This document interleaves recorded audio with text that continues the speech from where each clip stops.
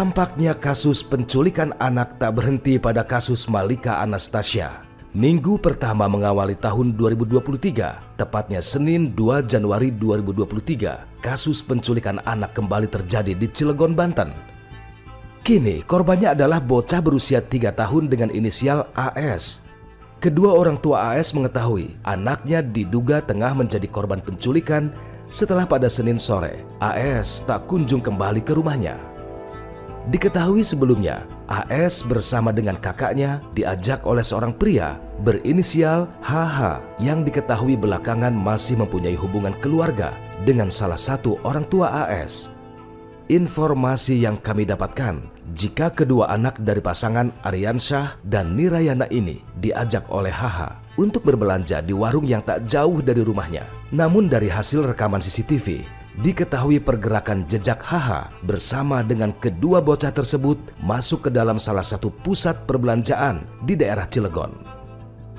Namun naas, kala itu hanya sang kakak yang berhasil kembali ke rumah, sementara sang adik hingga saat ini belum kembali. Siapakah sebenarnya pria dengan inisial HH ini? Benarkah HH masih mempunyai hubungan keluarga dengan salah satu orang tua bocah tersebut?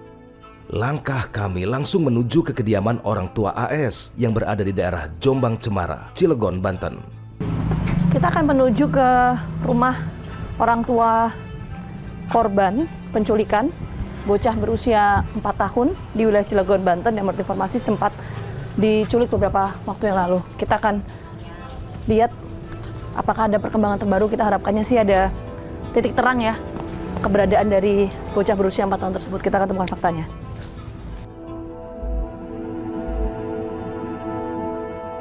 Segala upaya terus dilakukan oleh Aryansyah dan Nirayana untuk bisa bertemu kembali dengan sang anak.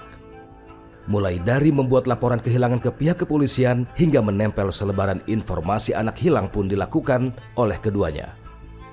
Dengan harapan, sang bocah kesayangan dapat bisa berkumpul kembali dengan keluarganya.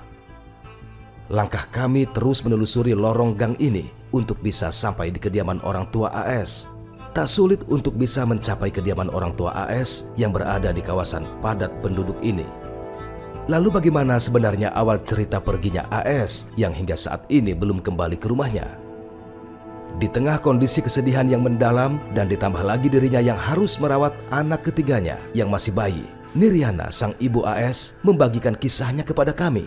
Oh, jadi awalnya itu kontaknya sama ibu langsung atau bapak? Sama ibu. Oh, sama ibu waktu itu. Terus gimana tuh Bu waktu itu ceritanya?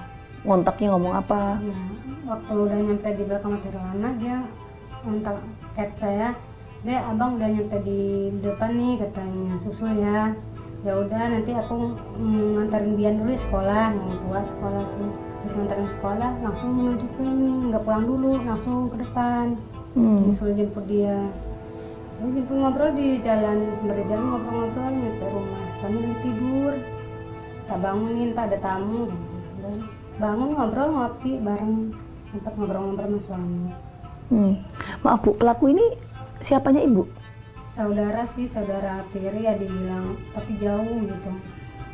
Tapi karena dia saudara kandung sama abang tiri saya, jadi tak anggap saudara lah gitu. Tapi jauh ya Bu ya? Jauh. Tak mengetahui anggota keluarganya sedang dalam ancaman, Nirayana pun tak curiga dengan kelakuan HH yang saat itu sudah berada di dalam rumahnya. Aryansyah pun tak menampik jika HH adalah orang yang saat ini masuk dalam buruan kepolisian daerah Lampung. Karena menurut informasi yang didapatkan Aryansyah, HH sering melakukan tindakan kriminal. Nah, Iya. oke. Tapi anak-anak tuh nggak lama itu main, dia orang kan emang seharinya main keluar. Oh, jadi terus ibu ngobrol di sini? Enggak juga, saya, bang tidur aja dulu, saya mau masak, mau beli sayur dulu ya ke depan. Oke. Sering tak tinggalin ke depan, beli sayur, kita masak. Enggak sih, kalau ngobrol lama itu enggak, paling dia ngomong-ngomong sendiri, saya tanggapin, gitu doang. Tidur lagi, tapi kebanyakan tidur daripada ngobrol gitu. Oke, tidurnya di mana Bu? Di situ. Oh di situ, oke. Itu lama tuh di sini tuh Bu, waktu itu? Lama, nyampe jam sebelum dia pergi membawa anak keluar yang dari pagi sampai jam 4 sore lah dia lagi tidur itu. Berarti antara waktu itu apa kebangun atau memang pura-pura tidur? Pura-pura tidur kayaknya. Jadi pas saya keluar dia matanya ngintip melek sedikit gitu. Itu katanya kakak Empit. Iya. Oke. Abang. Ibu terus itu kan keluar, Bu. Iya. Berarti posisi di rumah ini cuman ada Brian, Empit sama pelaku. Iya. Oke, terus habis itu, Bu? Ya, saya ngobrol sama tetangga ya. Ngobrolnya biasa, nggak ada firasat apa-apa. Si bayi rewel, kata tetangga tuh udah sana mandi Arminanya katanya. Pulang saya, udah mandi dulu ya. Mbak, pas masuk ke rumah udah nggak ada di orang tuh. Tapi kan paling ke warung lah jajan. Ternyata ke warung beneran atau enggak? Ya, enggak, saya tunggu-tunggu dulu tuh. Ada kali sejam setengah tuh. Saya kan anteng aja nggak kepikiran apa-apa, mungkin mau di jalan-jalan mungkin. Karena pikir waktu itu sama saudara sendiri gitu ya, Bu ya. Terus setengah 6 dia pulang. Pelaku ini, Pak. Kalau keterangan keluarga. Jadi keterangan keluarga dari adik yang sekandung sama dia satu bapak ya, yang namanya Julian Sahlian. Katanya dia pernah maling mengambil motor yang satu kampung sama dia.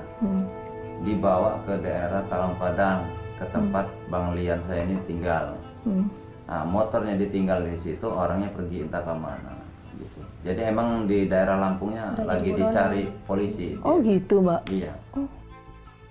Dengan hela nafas yang terengah, Niriana pun menceritakan kepada kami bagaimana sampai pada akhirnya hanya sang kakak yang berusia 7 tahun yang berhasil kembali ke rumah. Bu, waktu Bian sama Empit dibawa sama pelaku keluar rumah, itu Bian sempat cerita, Bu? Dibawa kemana aja waktu itu? Sempat cerita dulu. Si pelaku ini nih minta diantarin ke warung. Awalnya tuh antarin ke warung, yuk kita beli es katanya. Ya namanya juga bocah seneng ya, dia kasih jajan.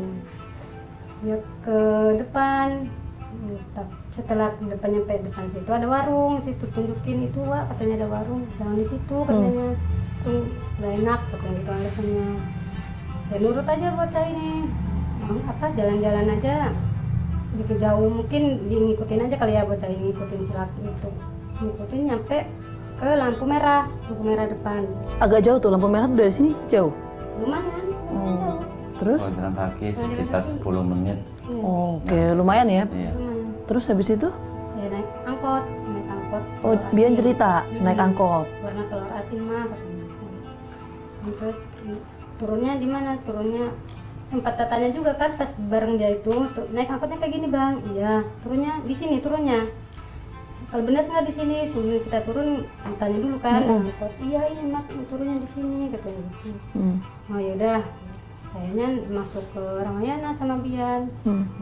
Di bawah dulu, tak cari di bawah dulu. Udah itu nggak ada, naik ke lift kamar mainan anak-anak, tapi nggak ada, sepi kan, lumayan sepi. Oh, di atas kan nggak terlalu banyak dagangan ya. Bawa lagi saya kalau tempat baju-baju anak-anak, kalau beliin baju apa ya, nggak ada. Posisinya sepi sih Ramayananya, jadi enak nyarinya gitu. Nggak ada, sampai pegel ya, naik lagi ke lift. Udah hampir 2 jam gitu, pegel, saya gendong bayi kan, bayi gemuk. Udah lah ibu, Bang pulang Bang gitu. Namanya capek, mungkin adanya udah pulang, tapi kayak gitu kan. Nyampe rumah nggak ada siapa-siapa, bapaknya belum pulang. Semenjak AS tak kembali, kondisi Niriana terus diliputi kesedihan yang mendalam. Sosok AS bagi Niriana merupakan anak yang periang. Dirinya sungguh tak mampu lagi untuk berpikir keras bagaimana cara untuk bisa menemukan kembali sang putri tercintanya. Mungkin nggak kangen sama mama.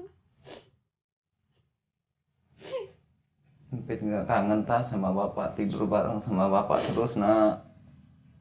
Bapak selalu berdoa sama Empit.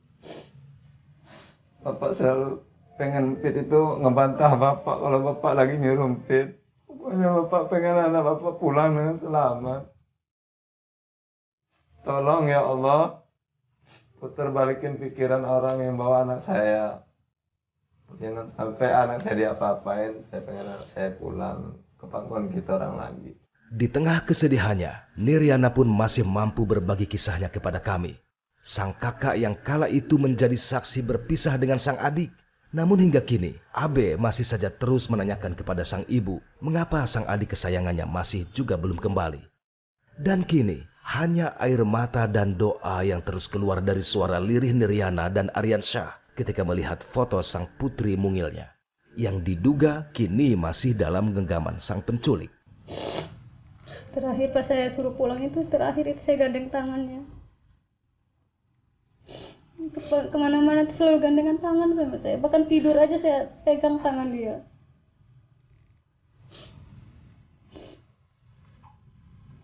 Dia manja banget orangnya, Pak. Dia apapun ibaratnya ke bapaknya, Mak. Cuman orangnya nggak mau maksa. Tapi saya takutnya dibentak-bentak di sana. Mungkin ada yang mau Ibu panjatkan doa buat Empit supaya apa yang dia lakukan.